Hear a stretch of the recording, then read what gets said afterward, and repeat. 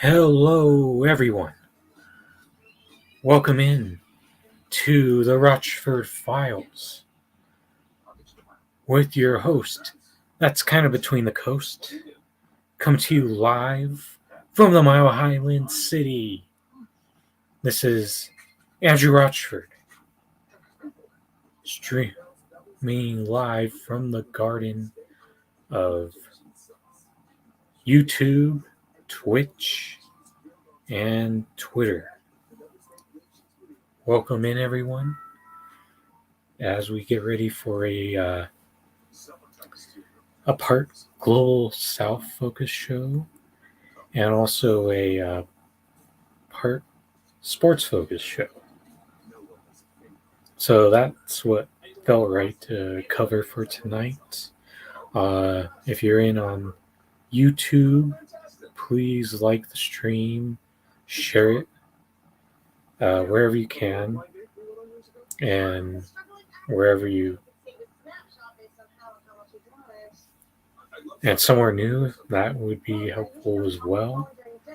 Then if you're on the Twitch end, click the follow button, and better yet, if you're on one, supporting me on multiple platforms would be very helpful as trying to fight the corporate algorithm of YouTube. And when you're about to do a segment going in depth on what Kyrie Irving said yesterday, then that's not going to help, so to say the least. But either way, I'm staying true to myself doing this.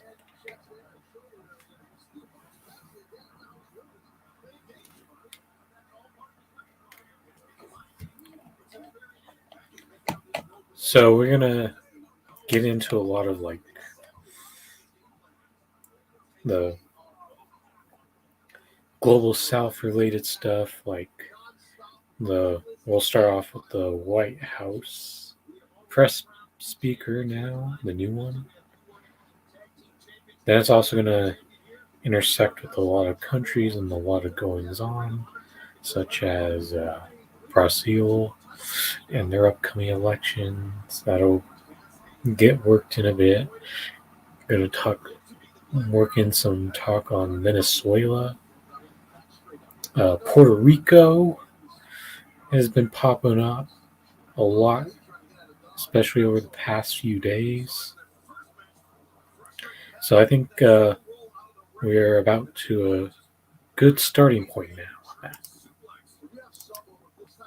So let's start here, shall we? Once this is up.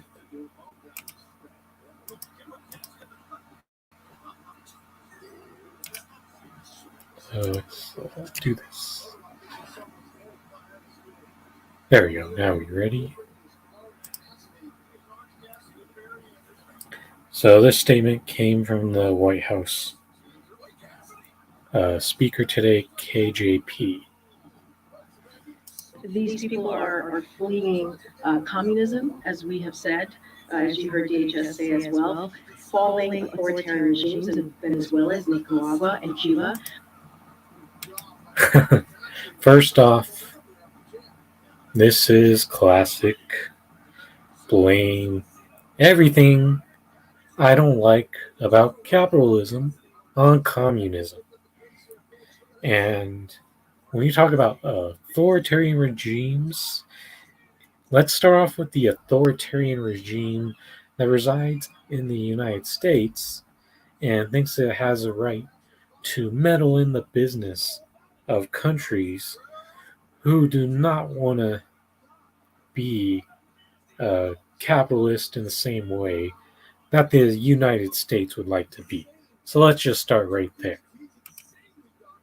Are causing a new migration, a challenge across the Western Hemisphere. Remember, these folks fleeing communism. Think about Venezuela. This is a vicious cycle because these people are not fleeing communism for the most part.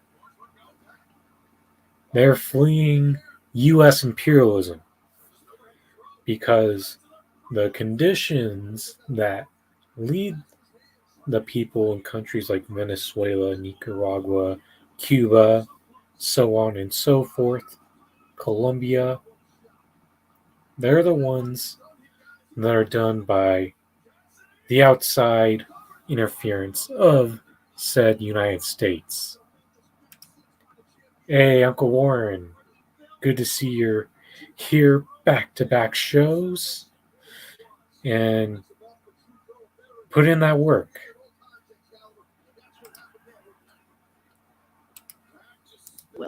What's going on in Venezuela, when you think about what's going on in Nicaragua, when you think about what's going on in Cuba, they are fleeing political persecution only to be used as a political pawn by the Florida. And they're the same people on the same side.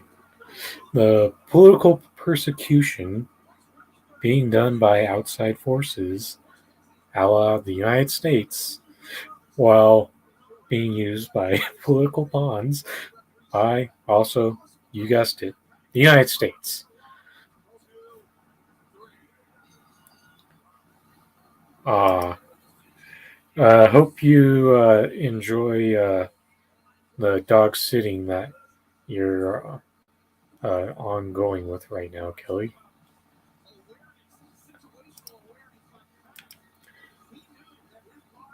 But it's all in cahoots. This isn't like one opposite side of people doing one action and the other side doing another.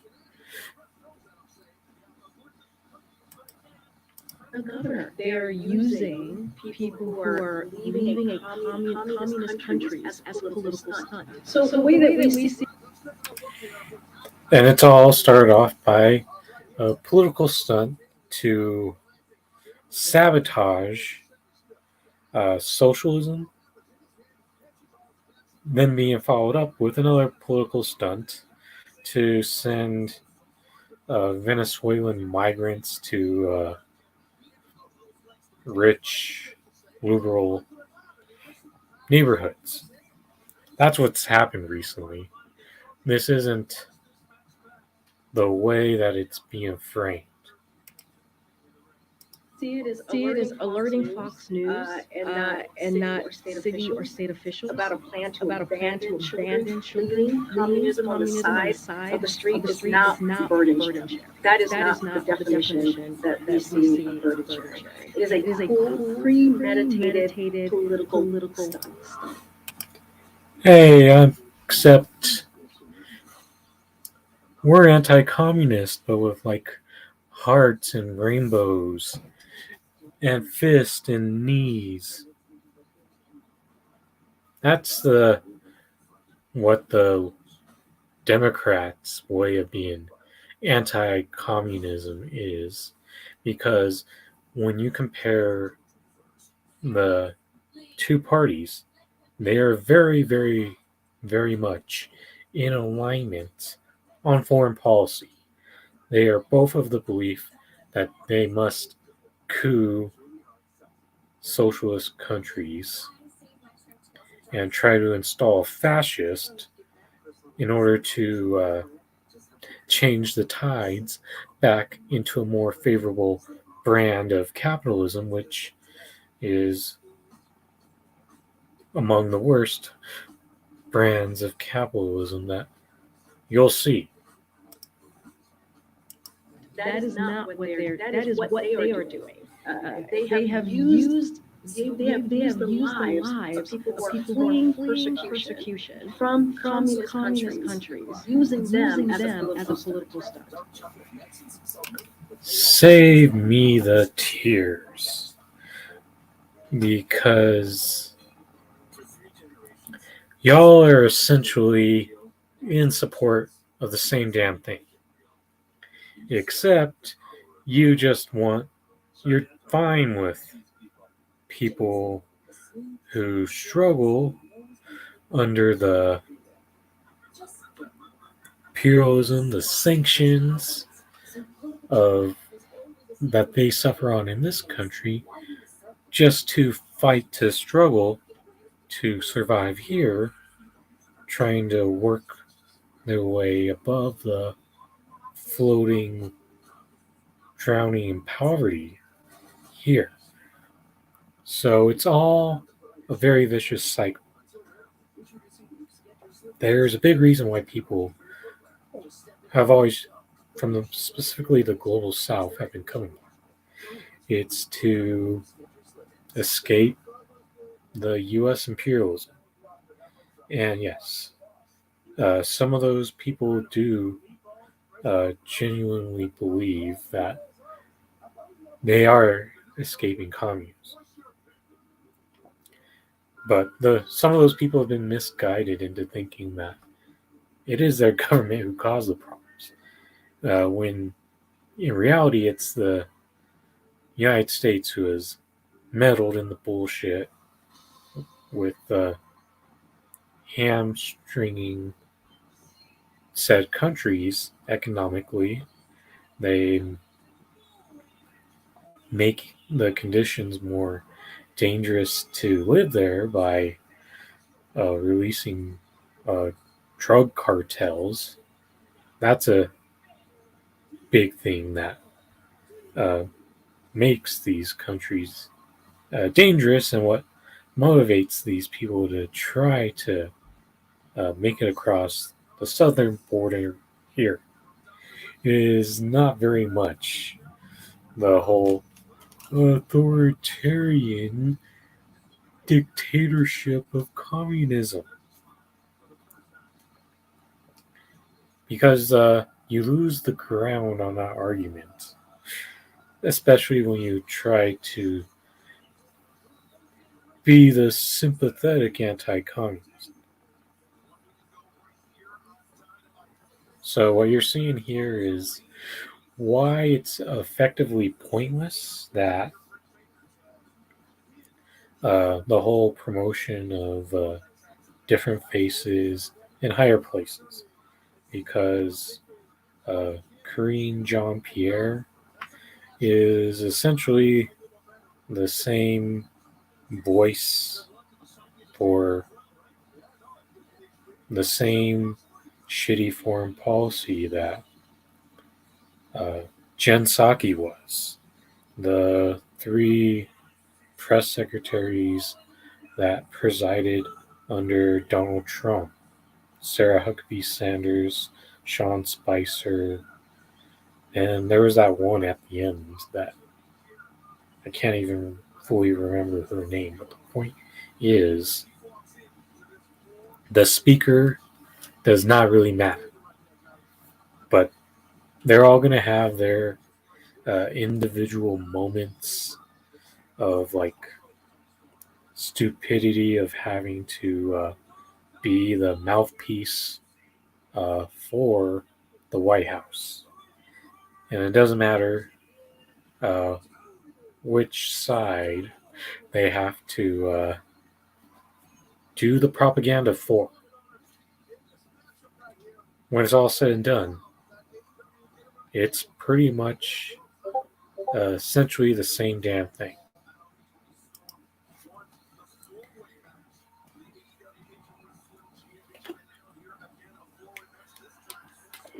And they've still got liberals more focused on just the identity politics aspect of this. They celebrated this promotion of Karine Jean-Pierre. They did the same thing for Ketanji Brown Jackson, where she got her Supreme Court seat, instead of like noticing that they're essentially in carrying on the same damn things as the white predecessors were. And just to make things reflect even more poorly on KJP is the fact that she is Haitian. And that means she's being a mouthpiece essentially against a lot of people who had tried to immigrate from her home country of Haiti because Joe Biden did not take long to deport record amount of Haitians. Then it's also reflects poorly because she's also part of being a mouthpiece for a country that was involved in the assassination of the Haitian president, just to make things reflect even more poorly, in addition to the conditions of their country. Another one that is been done at the hands of U.S. imperialism and sanctions. And this is one of several. Over 80 countries in the United States has been involved in one form of war, imperialism, and sanctions. And that's why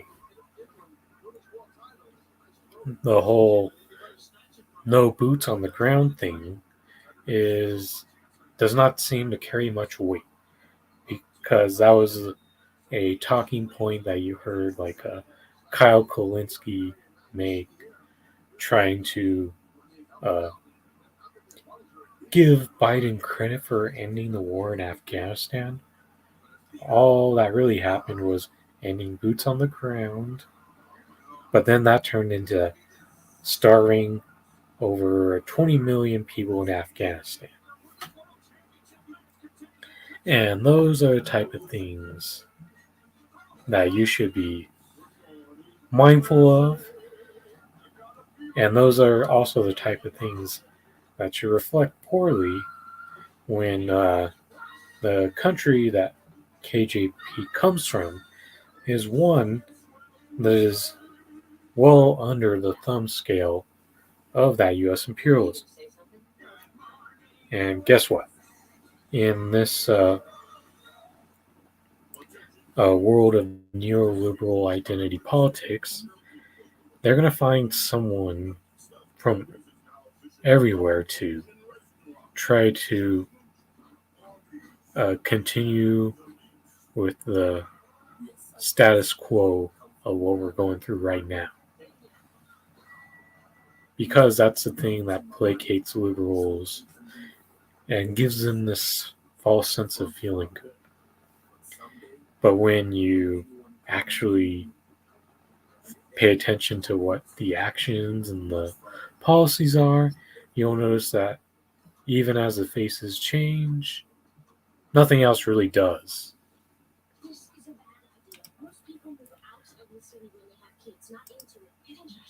But there's now more to shift gears into.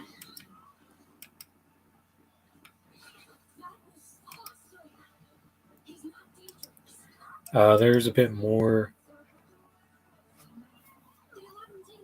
from this Kasajan News. I think I have a hard time pronouncing it correctly, but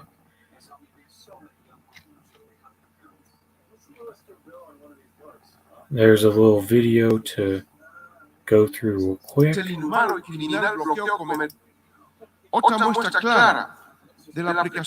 clear example of the application of que pone en riesgo la vida de millones de ciudadanas y ciudadanos. Es un crimen contra la humanidad mantener ese tipo de medidas y de paso incorporar a este país a la lista de los países patrocinadores del terrorismo. Pero al mismo tiempo, un lamentable ejemplo que deberíamos hacer reflexionar de cómo las decisiones mayoritariamente tomadas cada año en esta asamblea son incumplidas por determinados países. And for those of you who are just listening in the background, I'll read that back out loud. Another clear example of the application of unilateral measures is the inhumane and criminal trade and financial blockade against Cuba, which puts the lives of millions of citizens at risk. It's a crime against humanity to maintain this type of measures into the list of countries sponsoring terrorism. But at the same time, it's a regrettable example which should make us reflect on how the majority decisions taken every year in this assembly are not complied with by certain countries.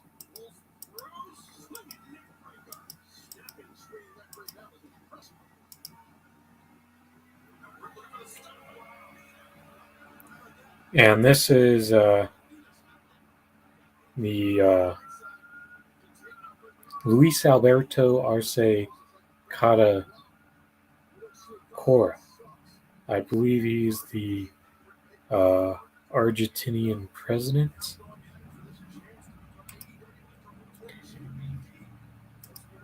Hey, WCSN, what's up, man? And what you're noticing is that what the United States and the long ongoing blockade and sanctions against Cuba is actually makes them really unpopular on the world scale. Even though in this current moment we have NATO all aligning behind Ukraine, even last year when this became a hot button issue, there was only one other country who was in favor of the United States continuing its blockade against Cuba. And guess who that was? Israel.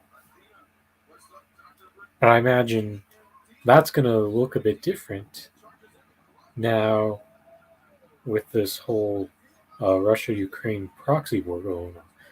I bet you with a new vote that Ukraine would probably be in support of the United States continuing its sanctions on Cuba.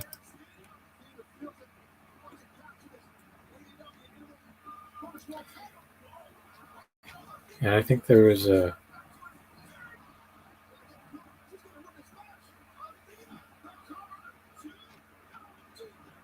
oh, that wasn't the Argentinian president. Oh, it was the Bolivian president, my bad. Now this video right here is from the Argentinian president, Alberto Fernandez. I'll play it in the native language first, then read it back in English afterwards. Quiero llamar la atención por la utilización de medidas unilaterales de coerción. De acuerdo con la Carta de Naciones Unidas, las únicas sanciones legítimas son aquellas impuestas por el Consejo de Seguridad para hacer cumplir sus decisiones en materia de mantenimiento de la paz y de la seguridad.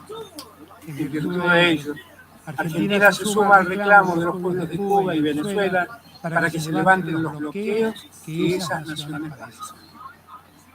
I would like to draw attention to the unilateral coercive measures. According to the United Nations Charter, are those imposed by the Security Council to enforce its decisions in the maintenance of peace and security. By virtue of this, Argentina joins the demand of the peoples of Cuba and Venezuela to lift the blockades that these nations suffer from. And that right there is an example of what's currently happening, then what doesn't get talked about often enough is this whole war on drugs and how the drugs, it's actually a war of drugs in the same way that the United States starts war with other countries. It's the thing that makes things more dangerous for people in these countries to live in, like Bolivia, Argentina, Peru. It's what another contributing factor that makes it unsafe, in addition to the economic sanctions that get placed on these countries in the global south, and what ends up leading the all these people to try to make their way over to the United States.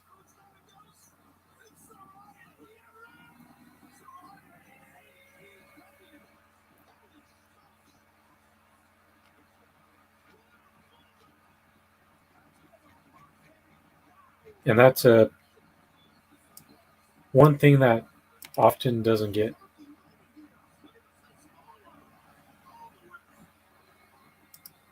Hey, Jimmy McGill. Oh, sorry, uh, I only got one monitor, so I do miss a few messages when I'm looking at the stuff I share at times, especially if I'm reading.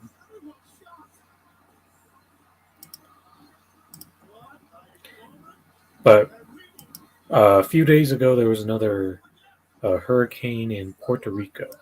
So it's important to put a bit of attention on this because Puerto Rico is like a cautionary tale of what could happen to Cuba or Venezuela, Nicaragua if they play ball and were more friendly to the United States.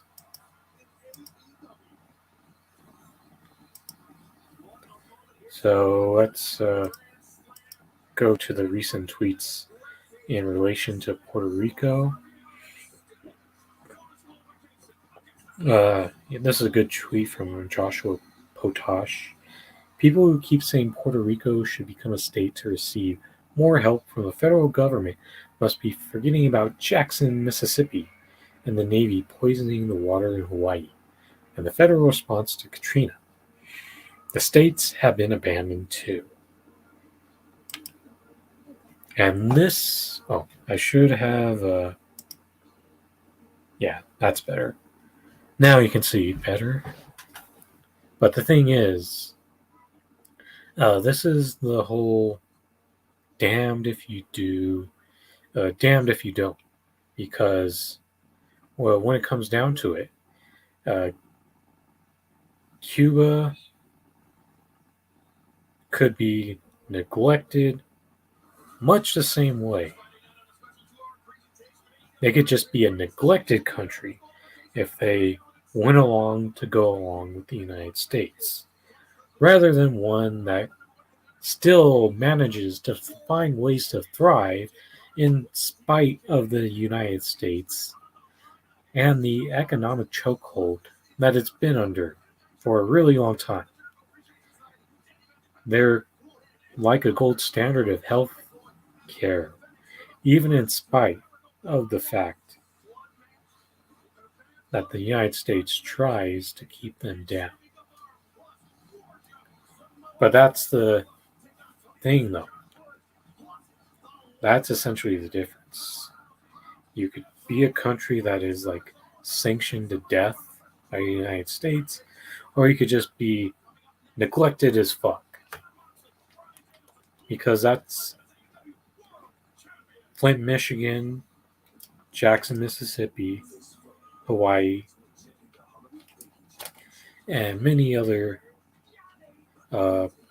predominantly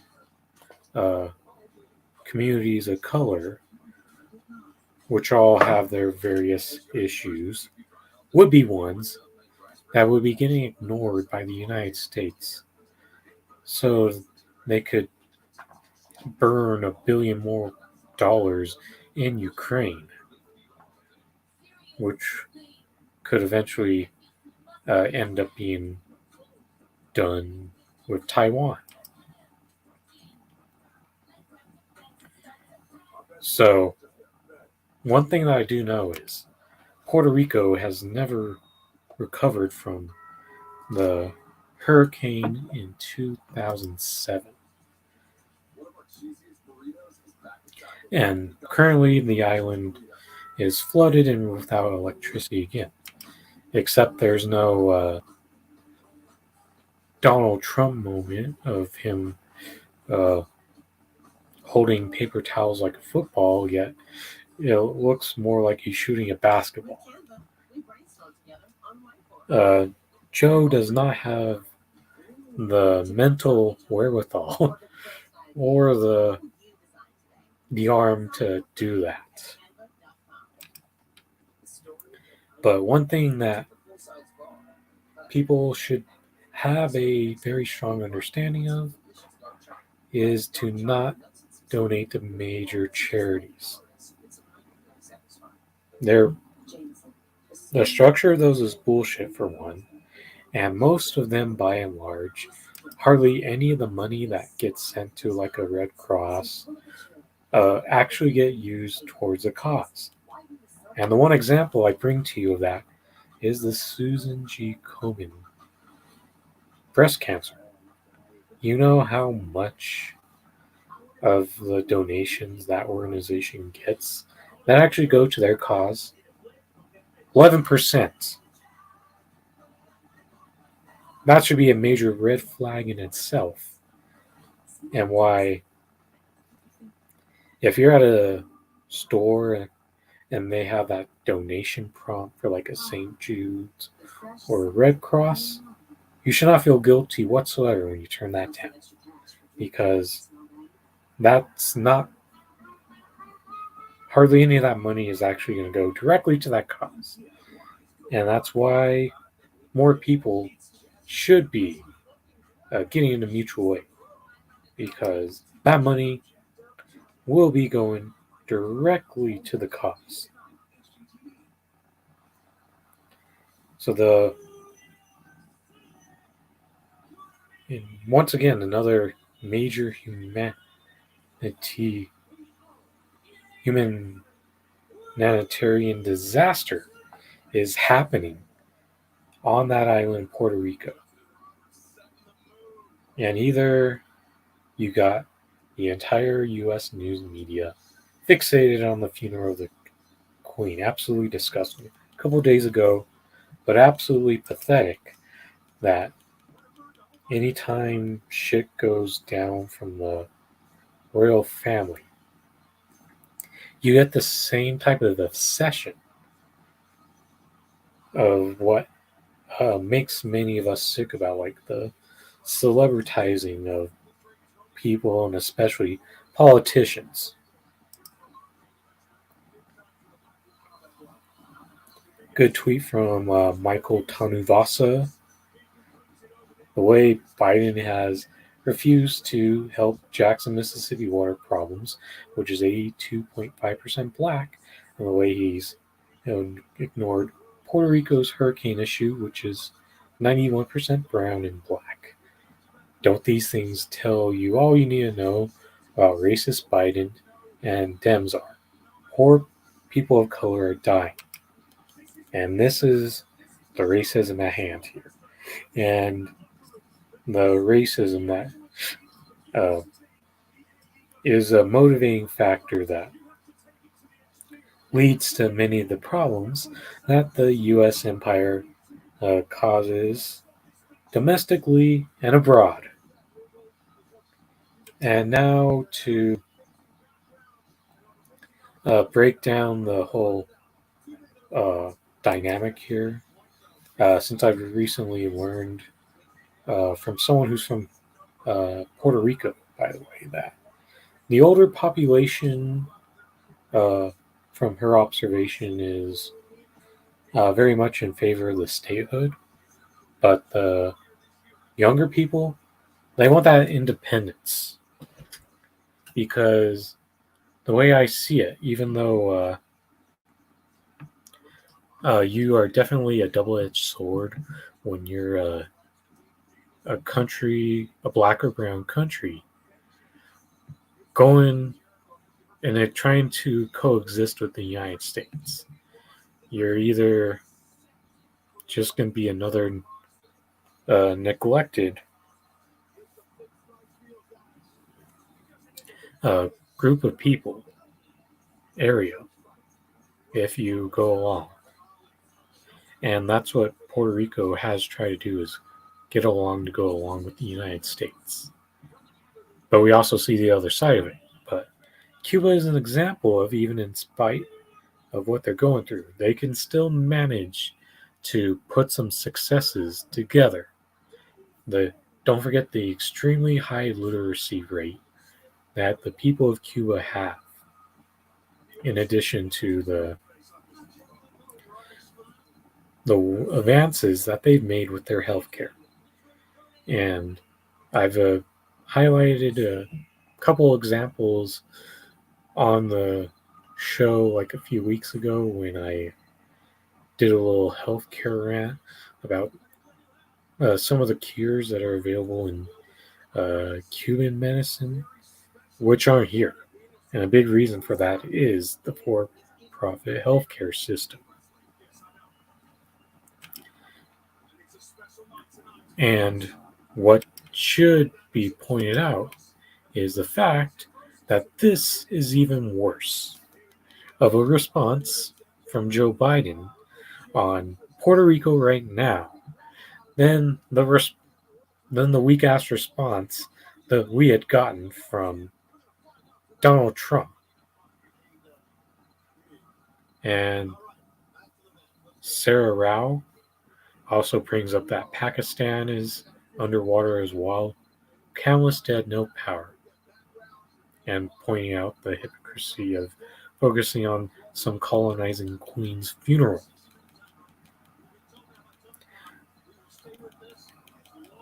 The media is not complicit in upholding white supremacy is active. And and that's a good point to make. And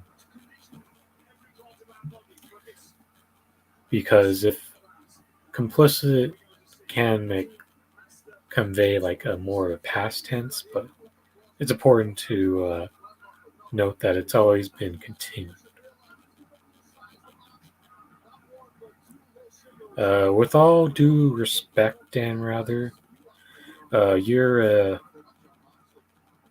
propagandist mouthpiece for the corporate media,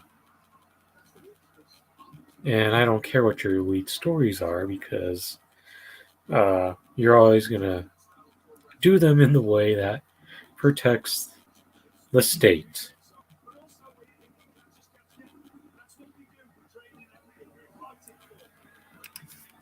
And it's how much longer are we going to have to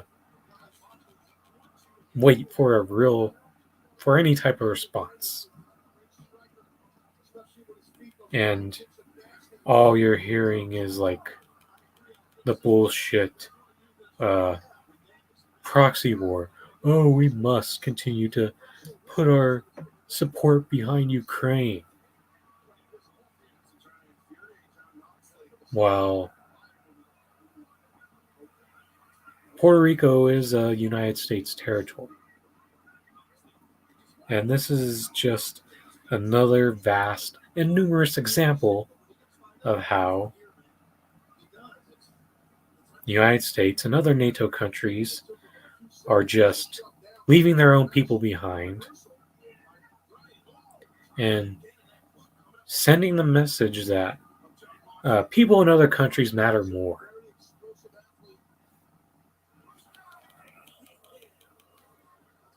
and that gets highlighted even more when you're a black or brown person here, especially. Now on to the point on Venezuela.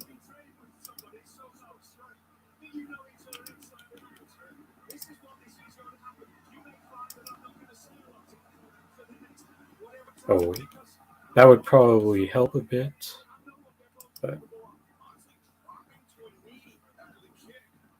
let's just do a little promo for Nick Cruz, who's going to be on the Hills Rising tomorrow to discuss Venezuela and the harm of U.S. sanctions. So, another great moment there. And shout out to Brianna Joy Gray, who has been trying to elevate Revolutionary Blackout Network.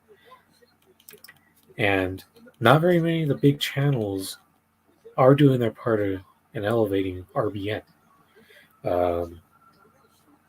They may do it once in a while, but on a regular basis, Brianna Joy Gray, Jimmy Dore are two of the better examples of people who are trying to do their part on that. But now let's correct my spelling here.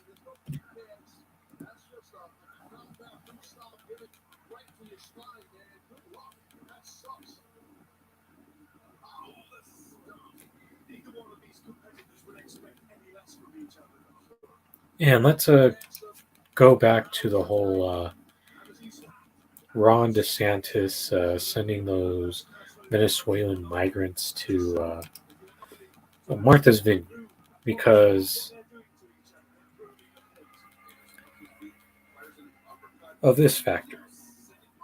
They just thought they were all criminals getting sent there, and even if that is true,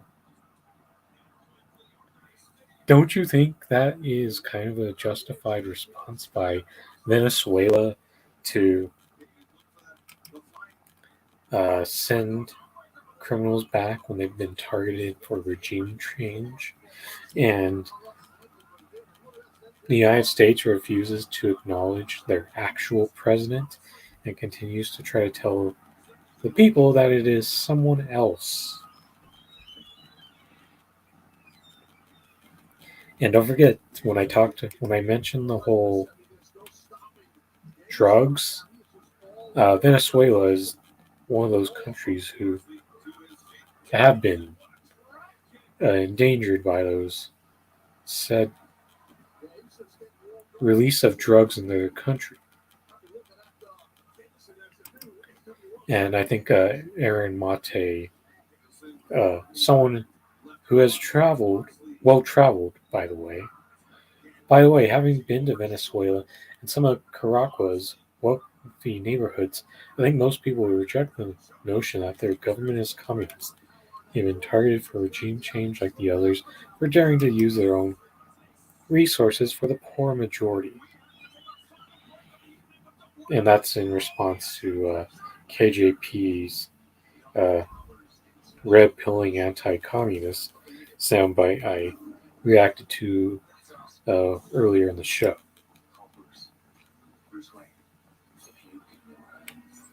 And the thing is, with the way that has gone down, you've got people on the right who are upset about the fact that these migrants could have been criminals,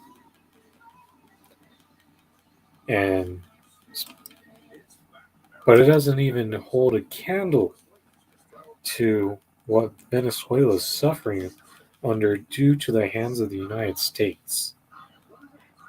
And that's the thing that some of these liberals are being really obtuse about, because not everything's black and white here with the way that world politics goes down. There's also there's gray areas to this. I mean, look at Russia and Ukraine.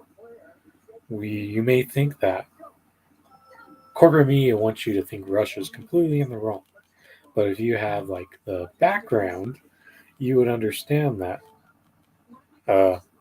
Ukraine has been the aggressor here, in that what started back in February was the Russian response.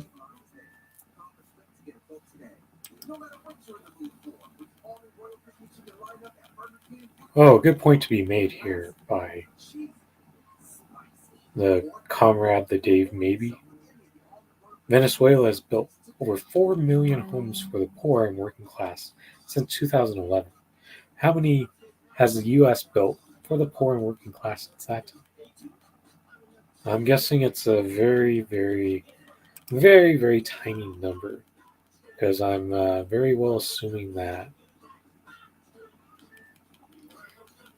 what we have happen here is all the homes are getting taken up by BlackRock. Then they jack up the prices, so the only way you could afford that shit is if you are trying to do a 3 or 4 person income home. Because, there used to be a time that in the United States, you could have one breadwinner and you'd be able to buy homes here. Now you can barely hope to get that done with 2 of those types of incomes. And now with the way BlackRock is buying up all the vacant property, now it's to the point where you need 3 or 4 of those incomes to get it done nowadays. And you know how complicated it is to have 3 or 4 people committed to being together, family or not. That's the type of hellscape the United States has you in. But they want you to think this is paradise compared to the concept of the red pilling that they've done to you on communism.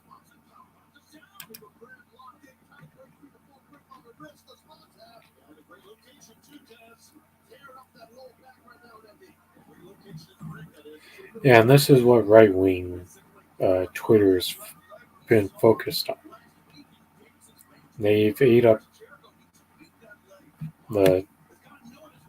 They're very much in the fear mongered hard into anti-immigration, because people as a whole just have no understanding whatsoever of why people are coming to these countries in the first place. And this is where conservatives are extremely dumb on. They think the border's only open under Democratic presidents. But the thing is, that border's still open under Republicans. And actually, the Democrats are more effective at deporting than Republican presidents have been as of late. So another one. Then tries to fearmonger over homicides when, the United States and the drugs they flood into those countries are a pretty big influence on that.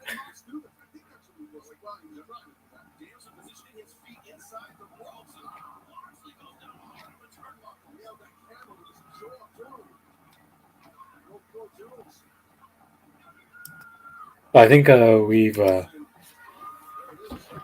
pretty much nailed down the hypocrisy for the most part when it comes to how the United States treats the global South.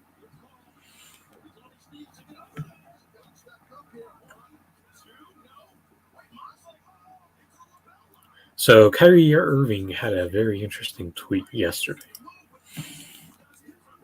Did what he usually does.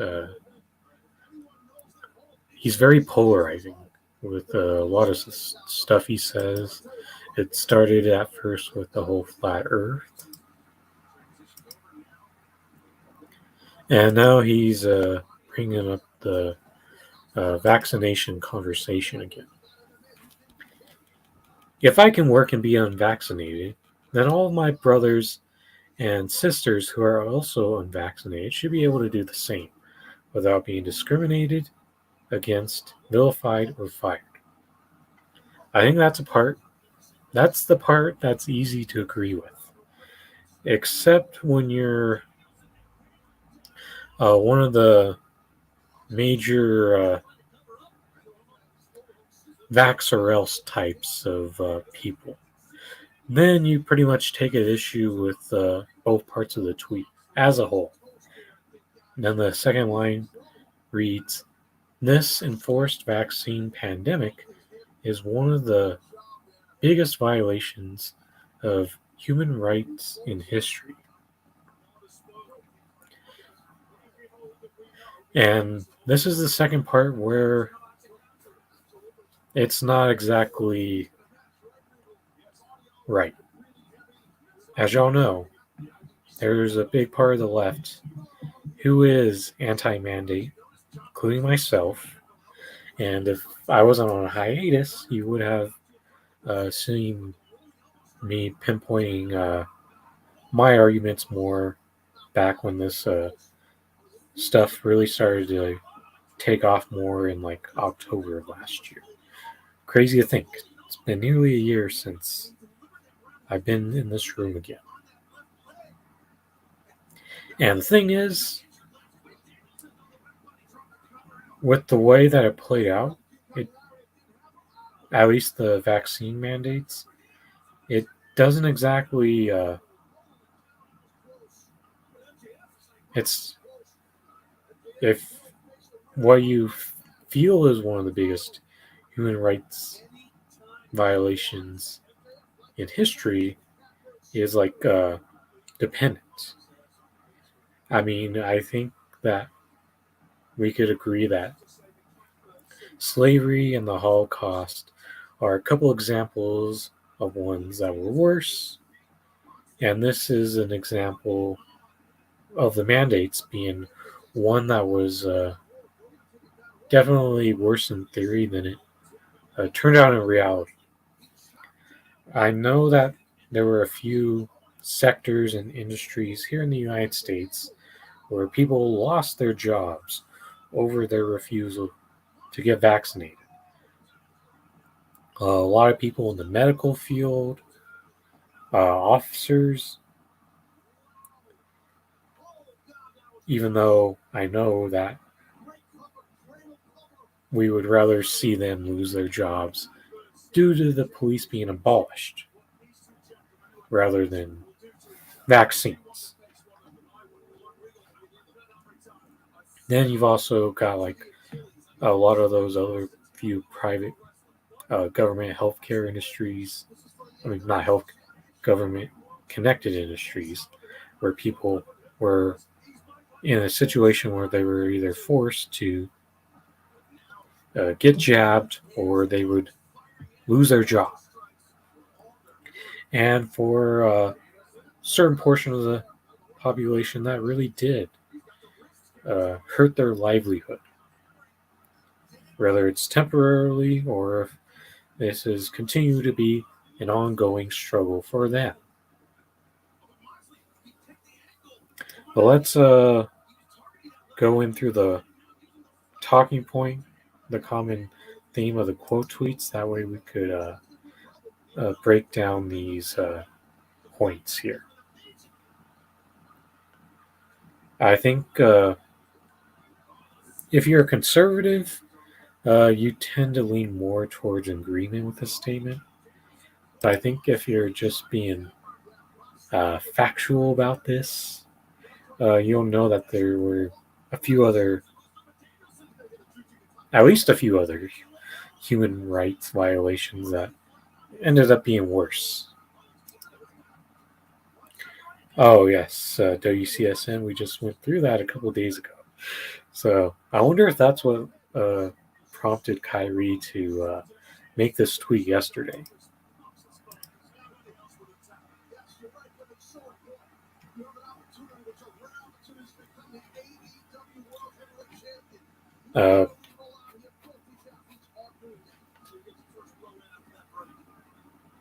And just a point that will still exist is the fact that unvaccinated players still won't be able to, NBA players still won't be able to, and NHL players too, still won't be able to go to Toronto.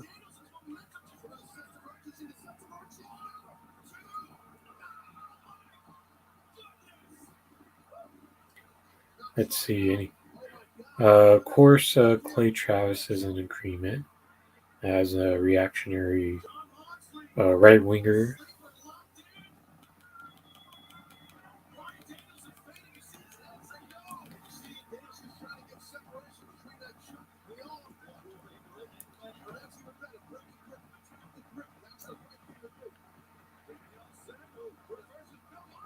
And this whole, oh yeah, the optional theme really. Hey, Yipper. This pandemic cannot outlast Russiagate. Fauci, lol. That was a good one.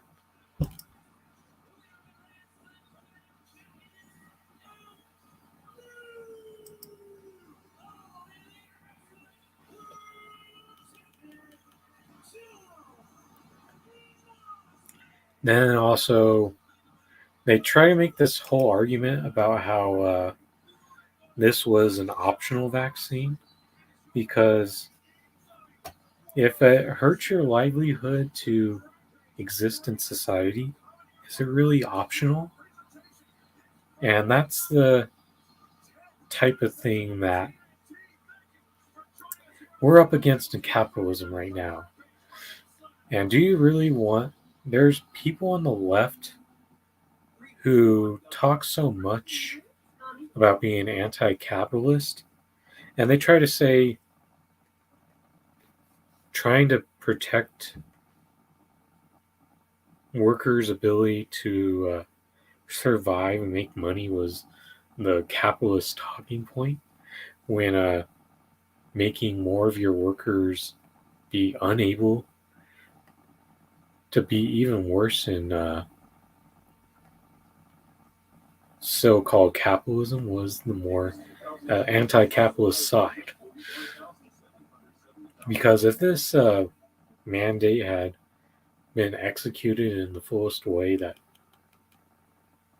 the Biden administration, I'm sure, would have originally wanted, then this would have been like an extremely hard mandate where it affects everyone across the board. That was their wet dream with this. Not the limited way that it says. And that's why you had so many people do the whole optional talking point where it resonates with them. But this is where, like, that trucker convoy was the positive consequence of that was the fact that the United States start to walk back their own mandates here. That way they could prevent an American trucker convoy from happening here.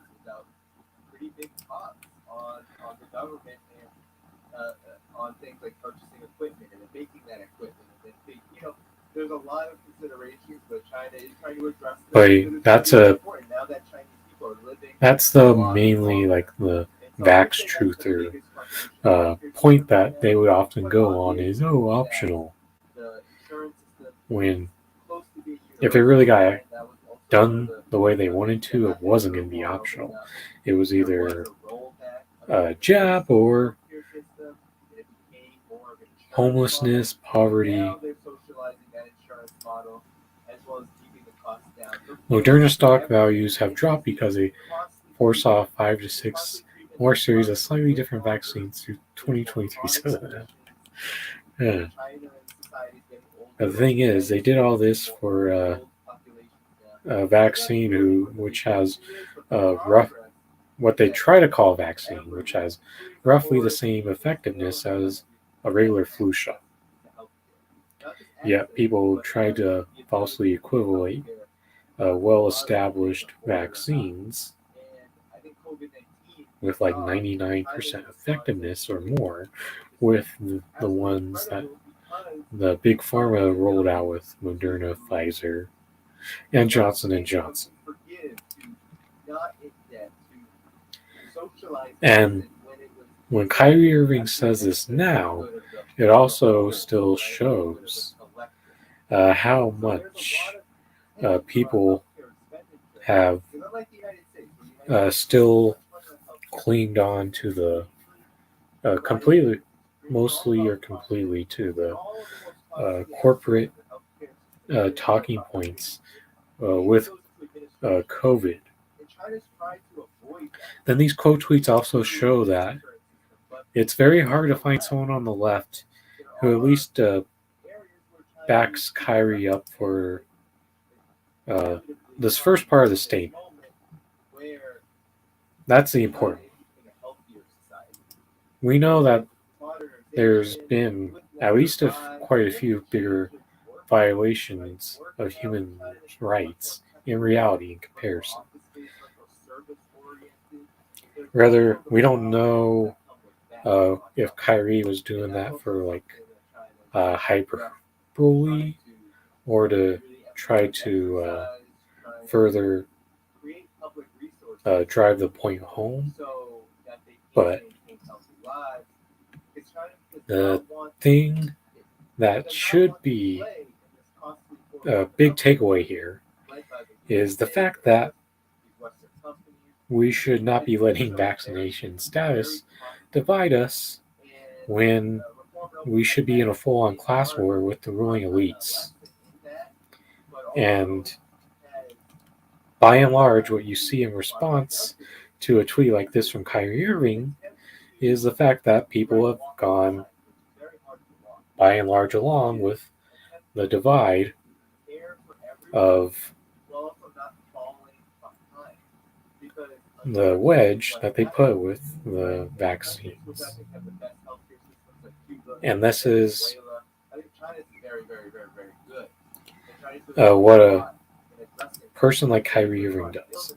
And even a less controversial voice could say a similar thing and get roughly the same response.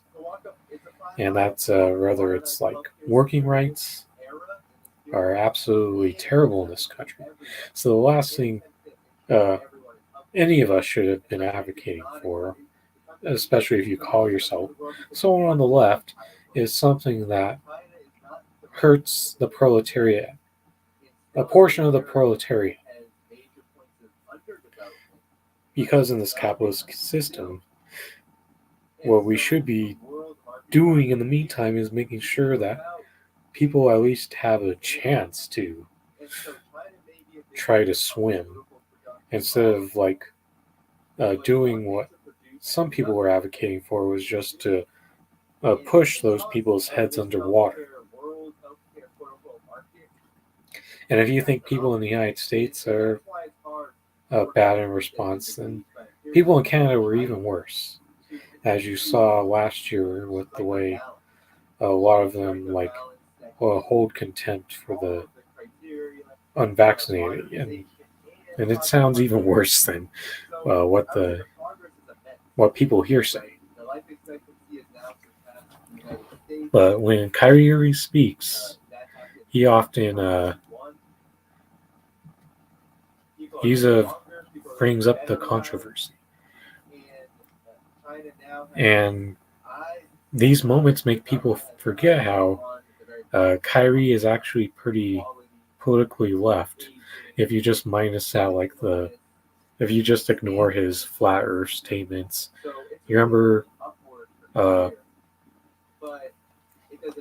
last year during the playoffs, he dedicated a whole press conference time to Palestine. And he's one of the few voices who actually is speaking out in favor of Palestine that exist within the NBA. And that's a hard group to find. And people would probably understand him more if he was more, if he spoke his mind more politically and got to see where he lied more on issues. But it's easy to smear him as an anti-vax right-winger. I don't, and for the people who do that, right-wing smear stuff like that, they're often exposing the fact that they're actually more to the right of him. Now the last thing we've got is Robert Sarver, the owner of the Phoenix Suns and the Phoenix Mercury. So last week, the NBA suspended him for a whole year for past racist remarks that he made. Then you saw Commissioner Adam Silver play defense for him and allow him to. And it showed the inconsistency of Adam because they did not demand that he try to take his team away from him in the way that they did with Donald Sterling. And if you saw his little press conference last week, you'll notice that you got the sense that Sarver was more in a bit more accepted within their club of billionaire owners. I think what we noticed is that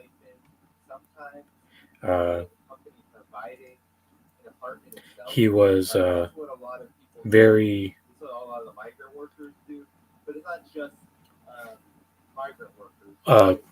disliked Donald Sterling, that is, and I think that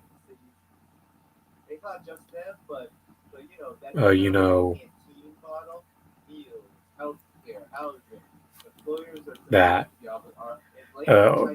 Robert Sarver is only like slightly more liked in comparison to that former Clippers owner Donald Sterling. And the thing is, you can kind of see why with this whole news that came out today. Sarver wrote a statement today saying, "I am beginning the process of seeking buyers for the Suns and Mercury." Now it all makes more sense now. While Adam Silver kind of had some hypocrisy show when it comes to the way he handled this situation. And it's because Robert Sarver is now going to be able to save face and be allowed to sell both those teams on his own terms rather than being more embarrassed in the way that Donald Sterling was.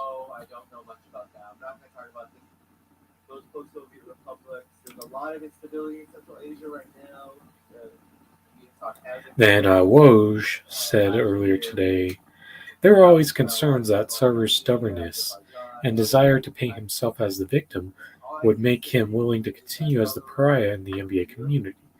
But his decision to sell the Suns and Mercury bails out the league and its ownership peers.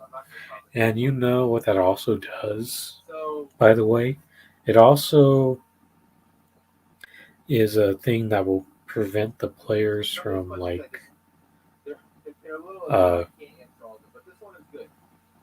staging any type of protest against the fact that they didn't force him out. And now the fact that Sarver will be allowed to have the face of doing this on his own terms, and also try to make himself gain a slight bit of positive PR in the process. It's the fact that they effectively done what they needed to do to prevent players from making more aggressive statements in the coming weeks, especially since I believe sometime next week teams report to training camp. WCSN, do I think that Elon will be a purchaser? He definitely won't be buying a WNBA team, and I think there's just small enough of a group within the NBA who wouldn't allow him to be a part of the group. And I know that's because there's just a few ownership groups that would cave to the pressure of their players, and that would probably be just enough to make sure it doesn't get approved.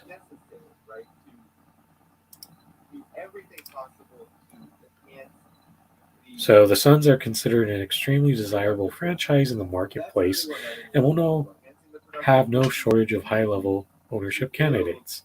As a warm weather destination in the West, league executives always believe this could be a monster free agent destination for the right ownership. And that's why Suns fans are rejoicing right now. It is because of the fact that during the 7 seconds or less era, led by Steve Nash and Amari Stoudemire, Sean Marion, is the fact that if you remember during those 2000s, Robert Sarver forced the GM to sell off plenty of serviceable draft picks during that time, such as Nate Robinson would have been a serviceable rotation player for him. Luol Deng was someone quote unquote selected by the Phoenix Suns. There were like 2 or 3 other key starter or bench type players who could have added depth to the Suns roster, but Sarver cheaped out and sold off. And these are rookie contracts, by the way, and these are the things that cash-strapped ownerships usually try to keep in abundance rather than go all in on veterans. Is there anything else? Oh, here's a statement from Shams posted. I fully support the decision by Robert Sarver to sell the Phoenix Suns and Mercury.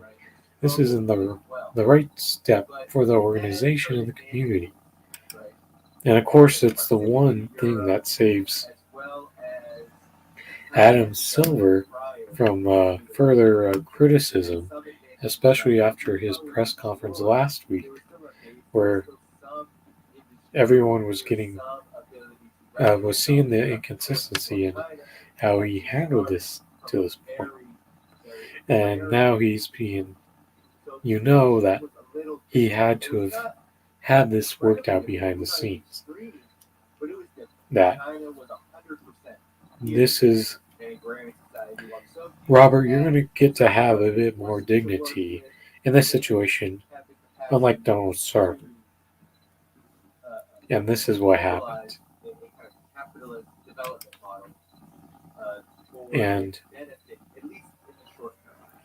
I'm sure this will also allow him to get a better deal too, even though Steve Ballmer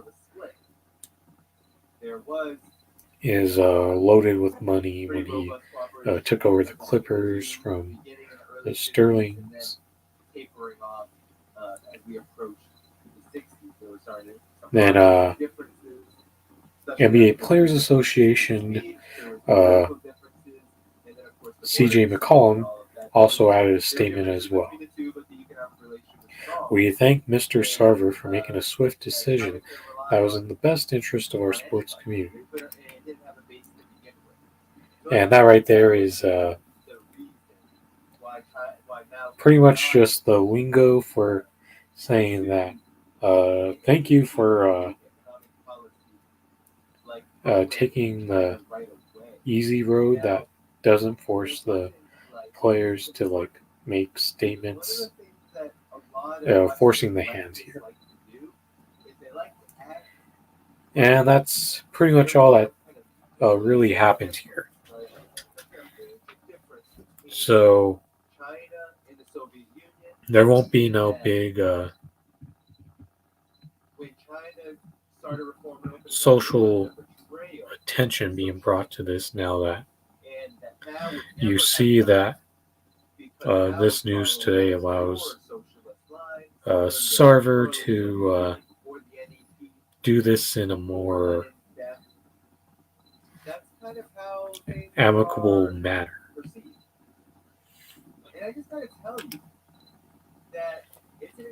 So thanks so much to everyone who tuned in for tonight's episode of the Rochford Files with your host, Andrew Rochford. As always, don't forget to like the stream, share it, subscribe, follow on Twitch. Also, all my link tree in the description below has all the links relevant to the Rochford Files. As for looking ahead, I'm honestly not sure when the next show will be. I'm considering Friday night. We'll see though. But I can tell you that if it doesn't happen Friday night, then I'll probably try to make sure I go live Monday night. So one of those two. Either way, life's starting to get busier for me, so in a good way. So trying to find the right delicate balance between like social life and making sure I fulfill what I feel is like the minimum obligations of the show, which is at least 2 times a week, and when it's going good, a third time. Oh, I also can't rule out a Saturday afternoon either. Late Saturday afternoon. I know I want it to be late enough in the afternoon to where Kelly and WCSN have a chance to show up as well, because I know those 3 p.m. Eastern shows on a Saturday are a bit too early for those two. Out in Oregon, so I know a couple hours later is a bit better. So I know I also want to throw that out there that's also a possibility as well. So don't forget, take this shit off the internet and bump it outside. Burn this shit off the internet and bump it outside. And keep it alive. This is Andrew Rochford saying goodbye and good night.